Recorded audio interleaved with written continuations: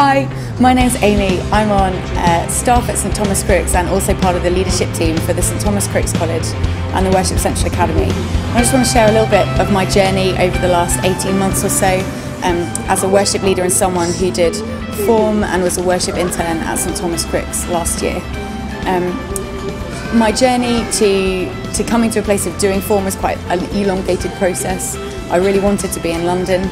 I wanted to move back down south where my family were, but I very distinctly felt God calling me to stay in Sheffield and to invest a year of my life into doing form, to give it over to Him to see what He wanted to do with me and how He wanted to grow and develop and challenge me as a leader, but also as a worship leader. And so after quite a long time of wrestling, I decided to apply for form and be a worship intern at St Thomas.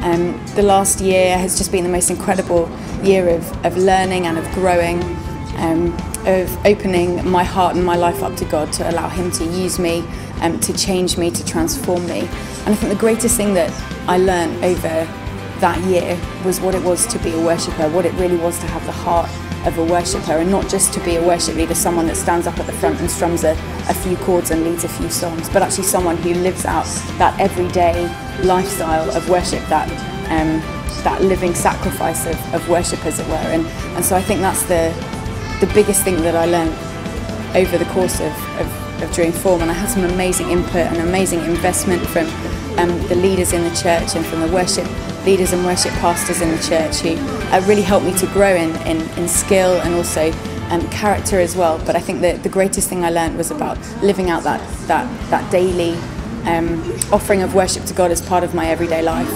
And so it goes more than being a worship leader. It goes deeper than just picking songs or organising a band or putting the rota together. And yes, it does encompass those things, and those are really great things to learn and to learn how to do well. But I think the one thing I really grasped was what is it to be a worshipper? How can God use me as a worshipper and a leader? And then what it means to be a worship leader out of that. So if you're a worship leader, if you think being a worship leader is something that God might be calling you to do, if it's something that He's placed on your heart to lead people in worship and to grow and develop in the skills and gifts that He's given you, I would so encourage you to check out the Worship Central website. Go to worshipcentral.org/academy, have a look at everything that's on there, and just test the water, stick an application in, see if this is where God might be leading you. We really look forward to hearing from you.